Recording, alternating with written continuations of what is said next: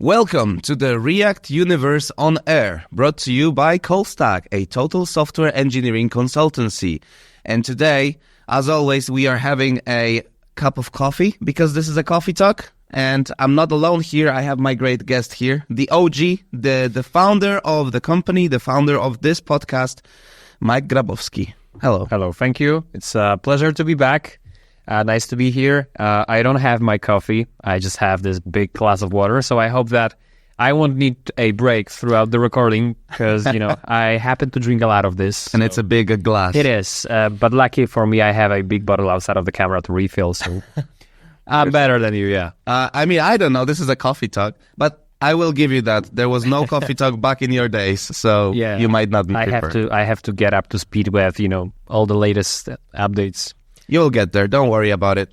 But it's very interesting why we are here, because today is 4th of December, and today the thing we are going to talk about is not yet released to the public, if I am not wrong. Yes, you're right. But if everything goes right, the big release date will be tomorrow. So. Oh, okay. Okay, not too long from now. Yeah. So let's talk about it. We are here to talk about React Native FastIO. It's a new library, and it's fast, obviously. Yeah. It's about I and O, inputs and outputs, but let's hear more from the creator of it. So, Mike, what the hell is this package about? Oh, well, this package, it's building libraries in the open source is like doing a startup. You pivot every day. Mm. Originally, it started as an experiment of using Nitro Modules. I really wanted to build something fast, and we spent a lot of time with Mark, so we like speed, we like cars, we like performance, and so I wanted to experiment with something. And when Mark posted his benchmarks about the how Nitro is faster, there was a lot of controversy about does it really matter that Nitro is faster at 100K method executions? Like, who the hell does that, right? Mm-hmm. So I was like, okay, so if I were to do this, which module actually could potentially be a great candidate to do this? And I'm like, 100K, maybe WebSockets, because that's more of a real-time communication. So I picked WebSocket module, and I sort of created it in 1 week. But then I quickly realized that I need way more features to make it faster, to make it feature-rich. And the problem is that all these features tend to be tightly coupled together, like blob, file system, fetch. And so I figured, okay, what about turning this into a broader library with I/O primitives? And that's how the idea was born for this library specifically. Mm-hmm. And the name was just a very old school way of naming things, which is React Native. And the actual name, the React Native keyword in the library name, is the best tactic you can have. I always follow that. So yeah, that's what the library is. It's all different input-output primitives for React Native and potentially for other frameworks as well in the future. All right, so that was a really nice, brief description of what it is. And speaking of Nitro Modules, we've done an episode with Mark. Yeah. He's talking all about it, so go and check it out. But one thing, you mentioned the I/O primitives. So can you elaborate what primitives you have on your mind when talking I/O primitives?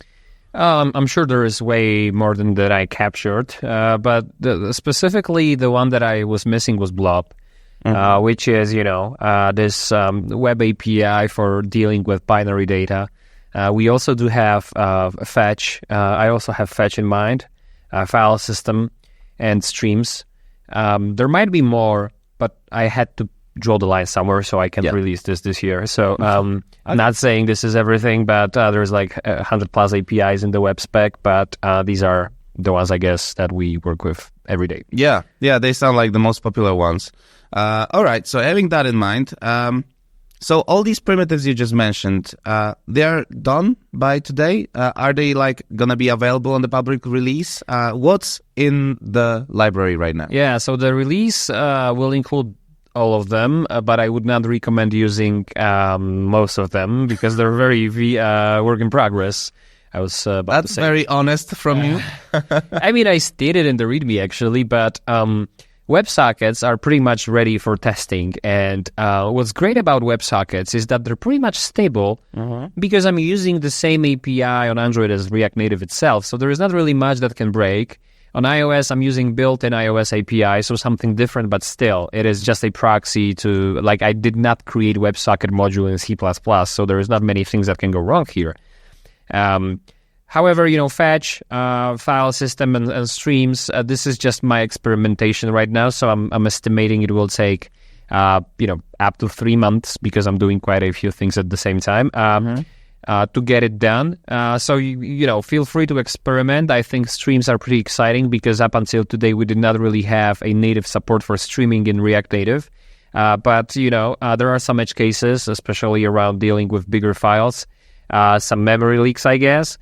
So I would treat it as experimental. Feel free to use it. Give me feedback. Help me prioritize the features that, we can ship, we can get done in this year and Q1.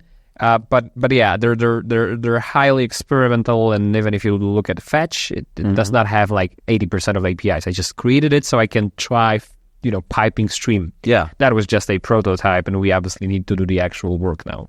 Yeah, exactly. You need to lay out the framework, right? Yeah, you need the base ground on top of which you can build. So I believe that you already have some kind of architecture built into this library that is, let's say, stable, right? You kind of came up with it at the beginning, so maybe let's talk about it right now. So what about the architecture there? So this is a very good question, and I'll try. Like, there is a lot of things to unbox here. The architecture itself is very modular in a way that when I started building this project, I quickly realized that one of the challenges that I see with the way things are done today is that there is very tight coupling between the JS APIs. I call them the web spec APIs. Okay. WebSocket API is a web API. It is tightly coupled with the underlying native implementation. And so I wanted to make a very clear distinction between what's on the front end, and I mean the JavaScript, and what's on the back end. Kind of a IDL of some sort where, you break down all the native APIs that you need to implement, and then on top of those native APIs, you can start composing those higher order APIs. So in case of this architecture, that really boils down to 3 folders. And I mean it, there are actually 3 folders in the repo. The first one is Nitro, and that's where I put Nitro specs, right? So if you guys, haven't watched Mark episode, I highly recommend again, because I'm sure that will become much clearer. But just a TLDR on that note is with Nitro Modules, in order to generate native code so we can implement your actual code, you have to write the spec, right? So, it's a convention I have that everything that is related to the API, I put in Nitro folder. That's the source of truth. So this is the backend part. Yeah, that's the interface description. So it tells the native developer, okay, if I'm trying to support this library on Android or on iOS or maybe other out-of-tree platform, these are APIs that I have to implement. And if I implement them, everything will work. So that's the contract here. Then we have native folder. That's where you actually implement the native code. So, for Android, for iOS, we have actual WebSocket implementation. And then we have the JS implementation, which takes those low-level APIs and wraps them into something that reassembles those higher-order APIs. There is few benefits to this, and one of them is obviously that you can use both. So if you're migrating your code from web to mobile, or if you're writing your code in a cross-platform way, you can use those higher-order APIs. But if you need something that gives you more control, you can always opt out and call those native APIs directly. So if you think about something like haptics, this is very beneficial, because haptics, the web API for haptics only has maybe like 5 variations of, the haptic feedback. And on iOS, you have, I don't know, I'm just like talking nonsense, but like 25, something like that. And how do we map that to web? Like, it's not in the spec, right? Yeah. And I really want this to be web compliant, so you can at least call that as well. So I guess that's on the architecture side, and that really boils down to the biggest contract that I have for this project. I think the biggest highlight, we can talk performance, we can talk the architecture, but I think the biggest goal is the web compliance, the actual true web compliance. If you look at React Native APIs, there is a lot of things that are missing, and nobody really checks this. Like, we don't really run web compliant test suite to make sure that our WebSocket implementation in React Native matches all the different assumptions that are on the web. Most of the time, they don't really matter until they do. And then somebody's like, "Why is it not implemented?" Yeah, exactly. So I mean, it's not like it's not like it really matters for most of the people, but if we really want to make sure that our code behaves the same way 100% when we move the business logic across platforms, I do think that having the stable architecture is something that will just make this much easier.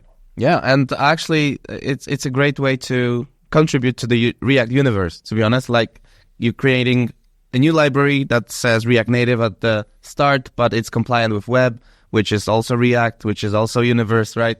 So I like how it all just fits into the picture right now. You're kind of swimming on this wave of the trend, and you're like fitting in right in, or maybe even creating it right now. So yeah, I mean, there has been a lot of discussions around this, and I think there is a lot of appetite in the community to get this done. By this you mean what? I mean those web compliant APIs. And I think this is really what this project is slowly turning to be. If we think about it, we really re-implement the wheel, and I hate it because I've worked on the CLI, and the biggest problem I had with the CLI was that all the CLI tools were recreating the same stuff. And I was like, why do we even do this 3 times if we could share the internals? And so if we look at it, let's take WebSockets or maybe storage. The same code, same API has to be written for React Native on 2 platforms, unless you do C++. Yeah. And then you have Native Script, which has its own, and then maybe other frameworks as well that I did not even mention. You also have the web, and each web, depending on the browser engine, has different implementation as well. So I don't think this should really be the way we do things. I do think that we should really figure out a way in a world, a setup in which we can just, make React Native not only web compliant, but also do it in a way that all frameworks today and in the future can, take that as well and benefit from it as well. Yeah, and I like that because it's kind of killing the old school way, because I feel like old school way was that all companies, all tech creators, whoever there was who was not an open source freak, they were just, keeping everything to themselves, keeping one ecosystem so that nobody else can contribute to it without using, I don't know, their programming language, Apple for say, right? Yeah. Back in the days, only Objective-C, only Swift, that's it. Nothing else works on Apple. Then boom, let's bring the new cross-platform way of doing things, and that now evolves into cross-platform as per web, per mobile, and unifying all these APIs. I like the way it works because it opens minds, right? It shows that, hey guys, we can cooperate. We don't need to be like self-floating island. Yeah, I mean, there is definitely a lot of benefits to just controlling that, especially early stage, and I think React Native wouldn't be that successful if it started building this community effort. I mean, what we have to understand about open source is that at the end of the day, it's okay. There are projects that are driven by foundation and they don't really have any goals in mind. But for projects like React and React Native, there is really a lot of business goals behind them, and Meta is putting a lot of effort into running this, and obviously it makes a lot of sense to prioritize the things that they do care about. Yeah. So I guess that's one part of the story. And I also think that, historically speaking, some of these things just wouldn't be possible. And, I mean, if we wanted to do this 8 years ago, we did not have JSI and C++. I'm not sure if an API was there from Node, because, this is the thing that is this stable abstraction that we can use for just basically compiling module once and plugging to many different frameworks.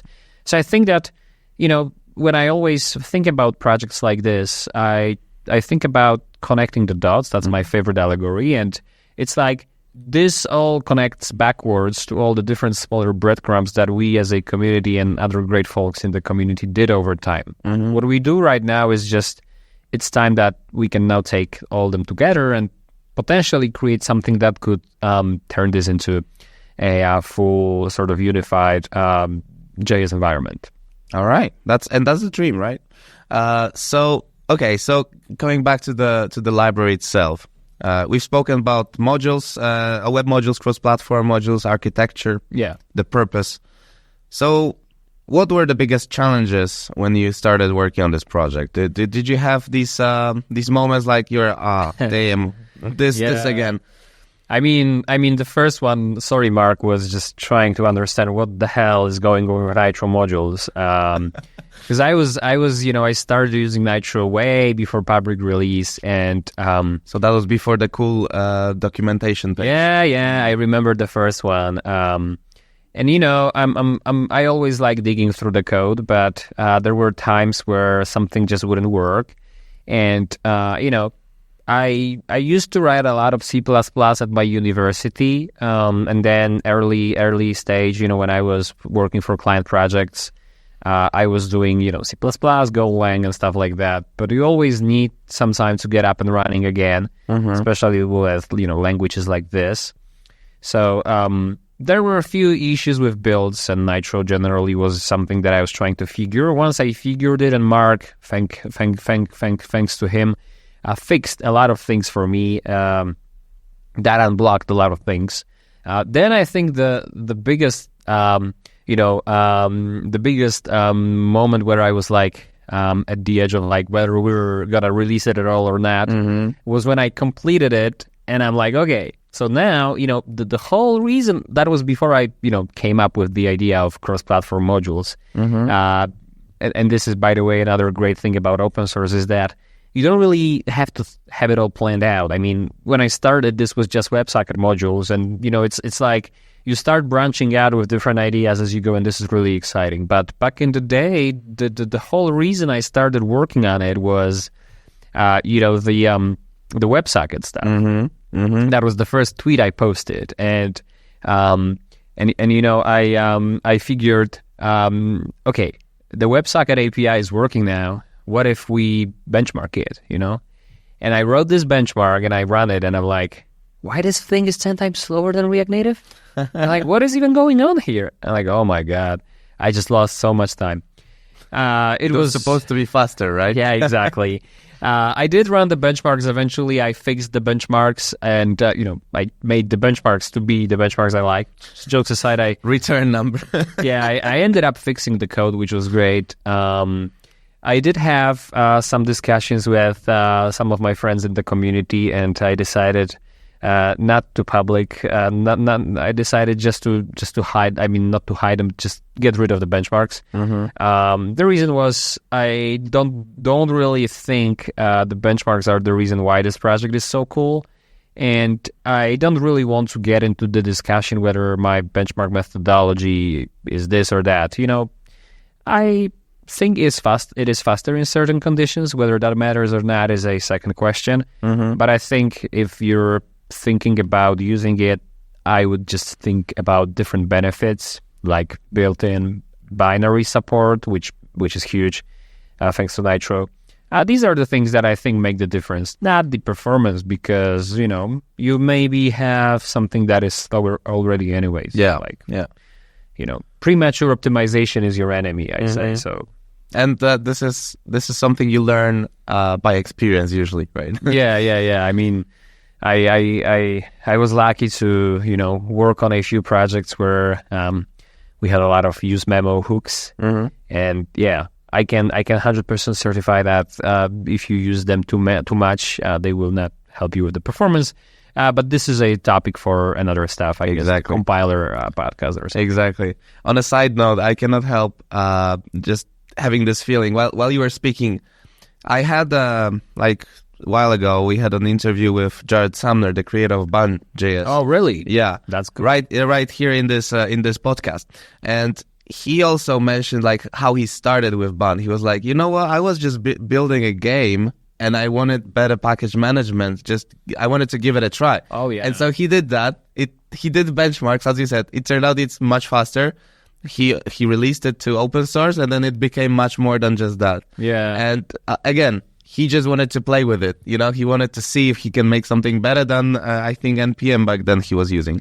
Yeah, I love him. Like, I love what he's doing. And part of the reason, like, you know, if nothing really mattered and I was retired, I would just do crazy open source projects, and I would do them, you know, all the time. And so these projects, I would just pick crazy languages that I could. And the fact that he picked Zig is like, oh my God, like, I love him. And so when I met with my friends here at Callstack, and we were about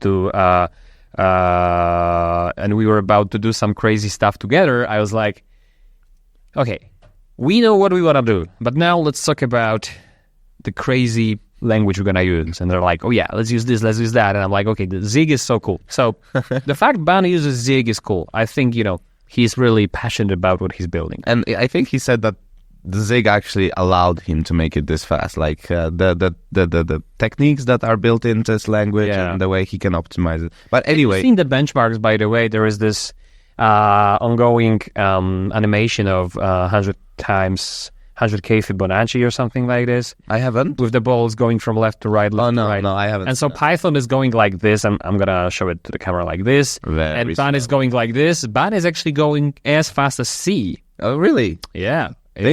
Or actually is not. I don't know, but we need to find this animation then. It's the fastest out of them all, I guess. So good job, Jared and the team. Yes, exactly. Anyway, maybe one day we will actually get the collaboration between Ban React Native community, because I think right now it's still not pretty well supported. But coming back to our main topic, React Native FastIO, as we have spoken about challenges and how you have overcome them, I think we can maybe give our listeners, viewers, a little bit of an idea of what you can actually do with this library. Like, what do you see, or where do you see this library, you know, thriving the most? What kind of projects? What kind of tasks? What do you think? So I think there is a few things. First of all, this is a primitive library, and you will have to use it as a library author if you want to benefit from it. Mm-hmm. Say you're building a file picker, video library, or anything really that works with native data.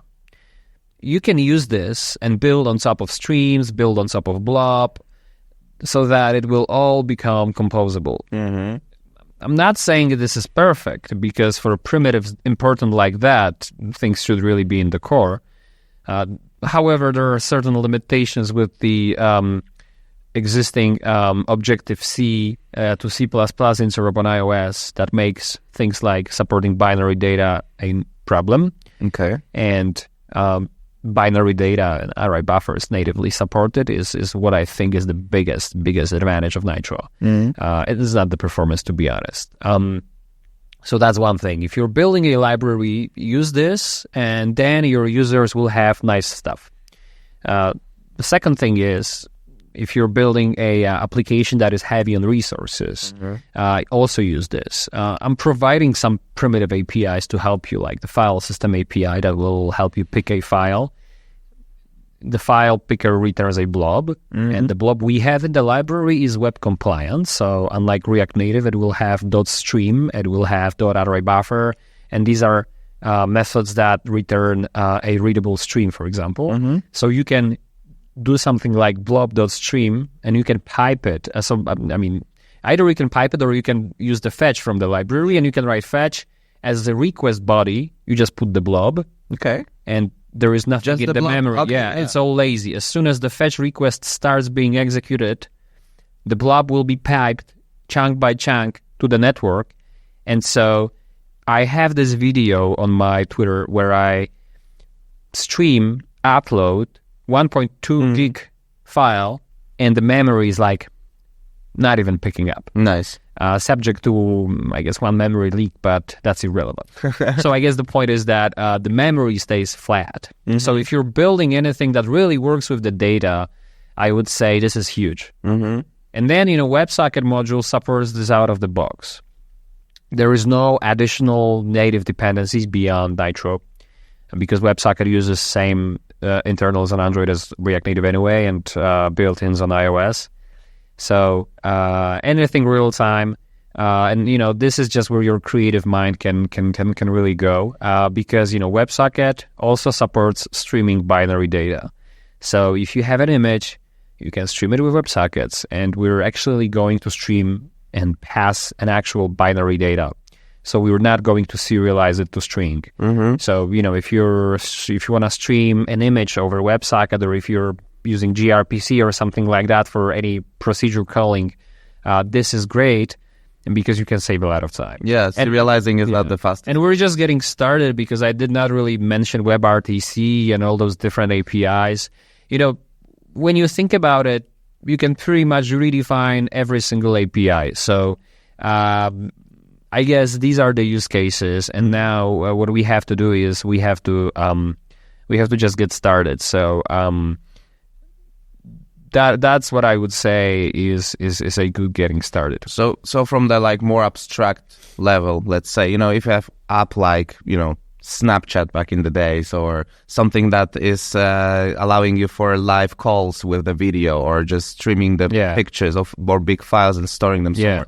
These are good candidates for such a library to make a use out of it. Yes, and to be even more specific, historically you would have to write that code natively, right? If you wanted to stream upload a big file on iOS or Android, you would have to write this code natively, I guess, and we would pretty much build the same abstraction with streams. Now you don't have to do this anymore.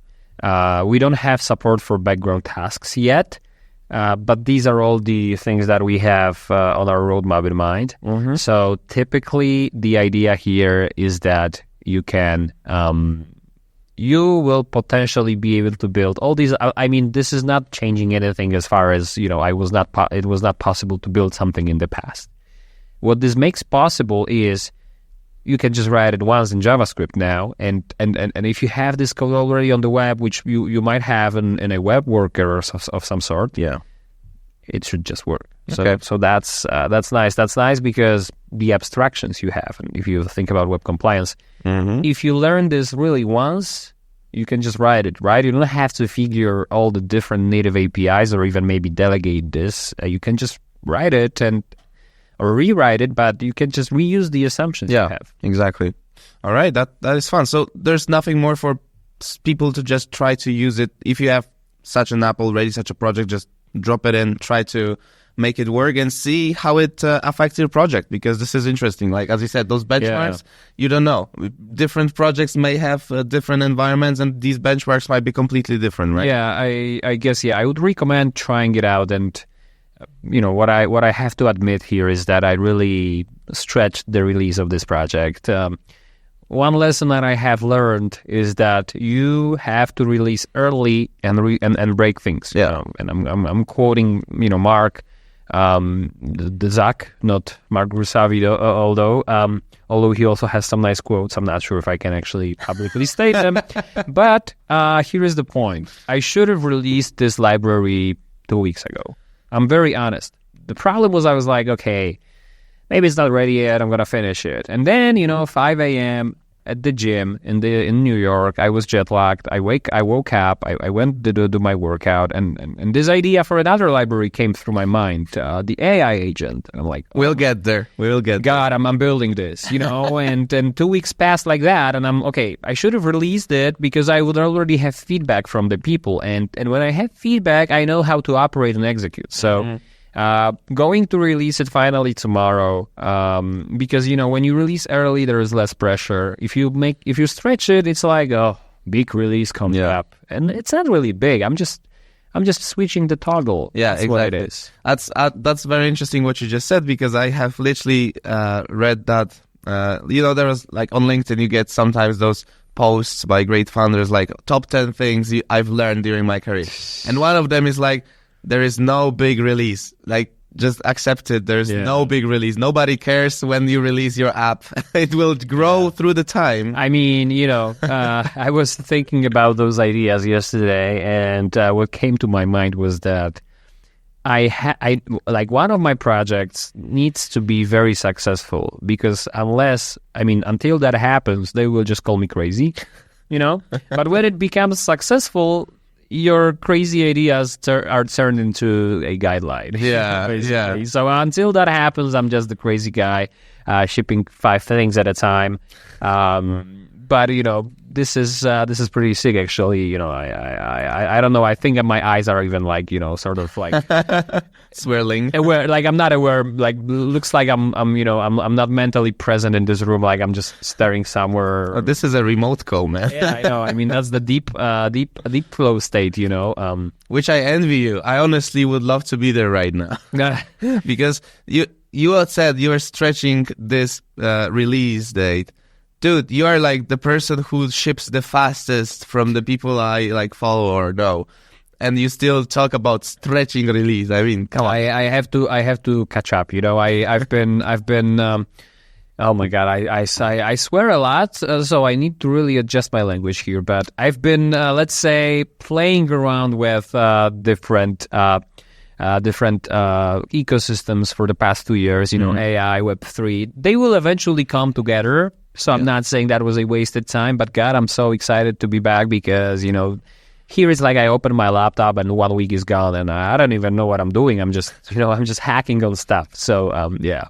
You're not doing science. You are just bringing innovation. That's right. Although I wish I had the PhD because, especially in the age of AI, there is it is fascinating how I think degree is becoming more relevant, I guess. Mm-hmm. Because this is more related to science every day. Yeah. With coding was like, you don't need this university, just go to a boot camp. Yeah. I'm happy that I finished my first degree. Humble brag, of course. Humble brag. Even though, what's funny? I was searching for something on my email lately, and I have this very old conversation with I don't know what's this translation in English, but this person that's running the office at the university. When you have a dean. Yeah, the office. Yeah.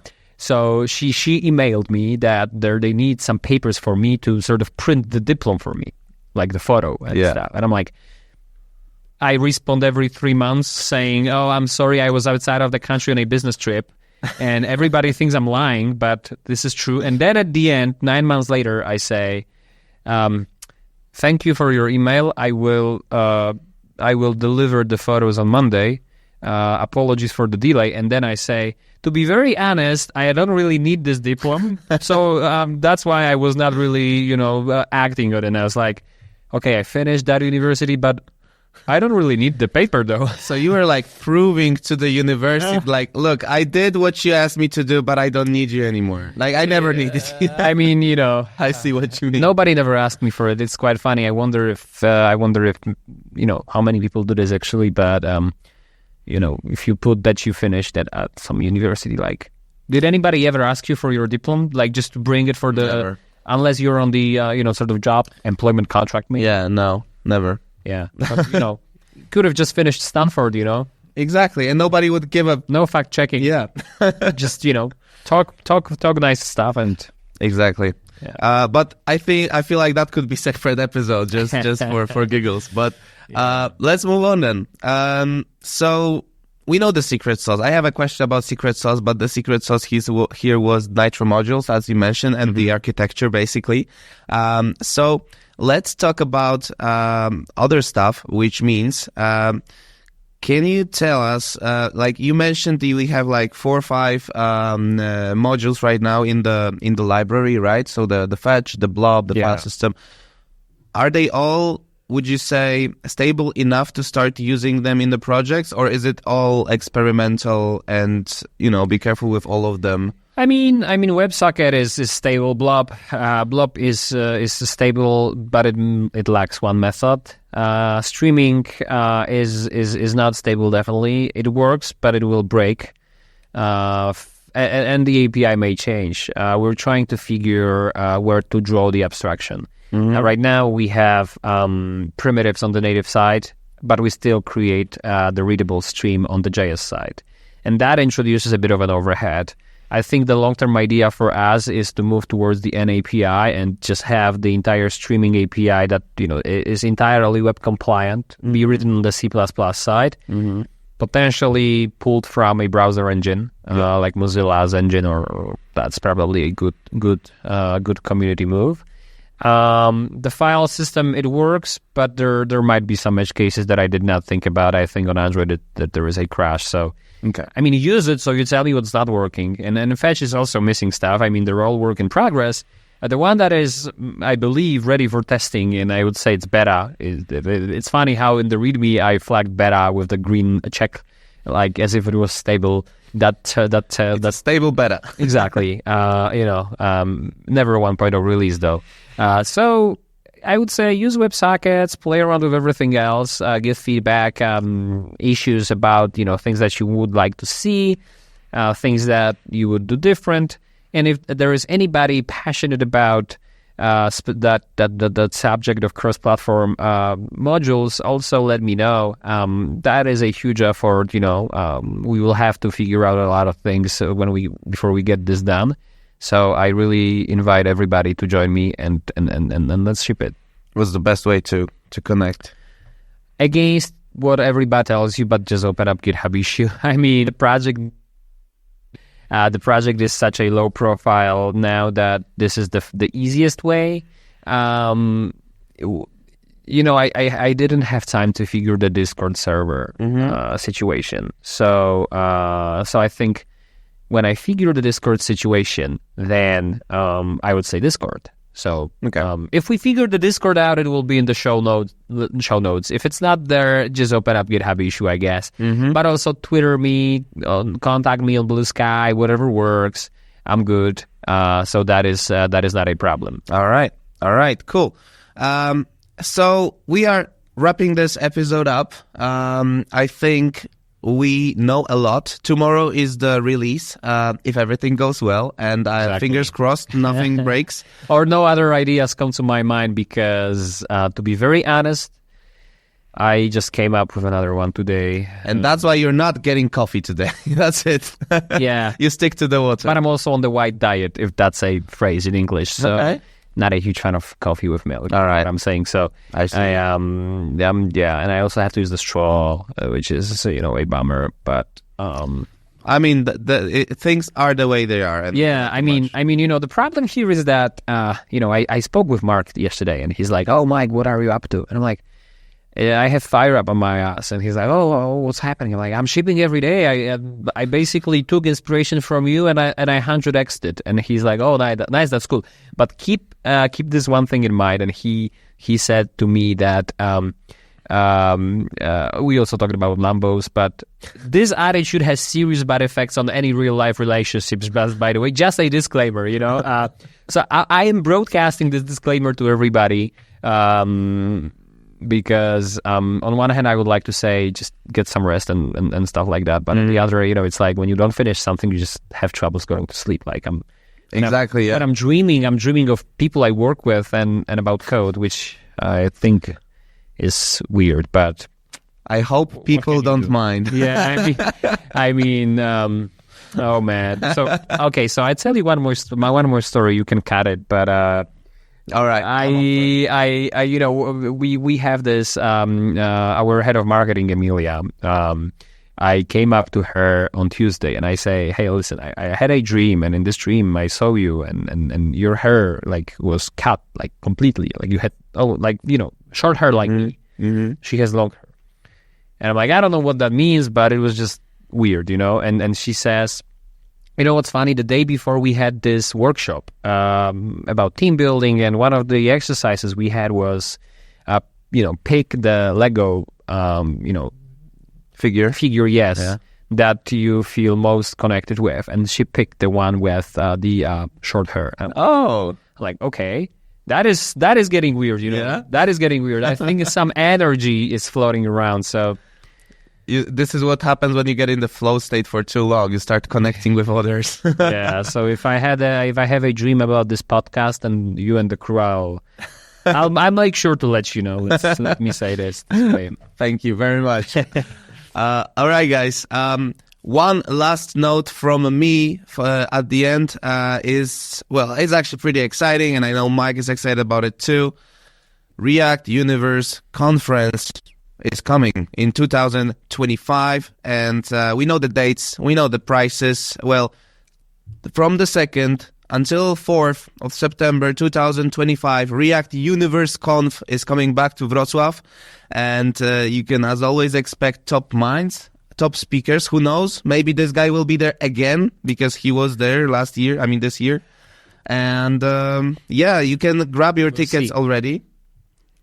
This is the spoiler alert. No, I really have to figure this speaking situation for the future self, because, it's like when you sign up for a speaker slot, you're excited, but then the day before you're like, oh my God, why did I sign up for this again? What am I doing? But I do have this friend, and he always goes to panels. Okay. And this is smart, because panels are the best. Mm-hmm. You get to enjoy all the conference benefits, and you can just, talk about things you're building, which is awesome. It's like right now. Yeah, exactly. Because with the slides are also very exciting, but the problem is preparing them. Yeah, I don't know anybody who makes them earlier than like 2 weeks. Yeah, and I'm stretching this already, because I usually do it like I'm not doing this 2 hours before. That's my younger self. Now I do like the day before. I mean, I'm pretty sure our podcast producer Ola would prepare these slides like a month before, because that's the way she likes to have everything organized. But she already knows how to work with me, I guess. We crossed our paths before, and I think when I asked her to look at my slides from the branding perspective the day before the conference, that was the moment she realized I am a great person. Yes, exactly. She's sending us hearts right now. So cool. Yeah, so I interrupted you, but I guess we have the early birds. Yes, we do have early birds. Whatever is the name now? Early birds, I bet, and the price is the lowest that it will ever be until the conference. Right now, early birds. I will not say the price because it's a difficult number, but you can check it out on the website. I'm pretty sure. Is the difficult number in euro because it's in zloty and we convert it, or like? I'm curious. Like, I would love to understand the logic between that decimal points, but I love it. It's taxes. The VAT situation. I guess so. So that would be all, everybody.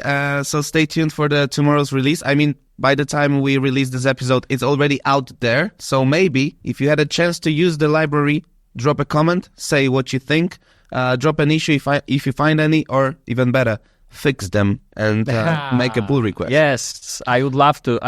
And I think from my side, I wanted to say thanks for having me. And, I had a discussion with one guy in the past, and he asked me, how can I get better at programming? And, I think a lot of people asked about this.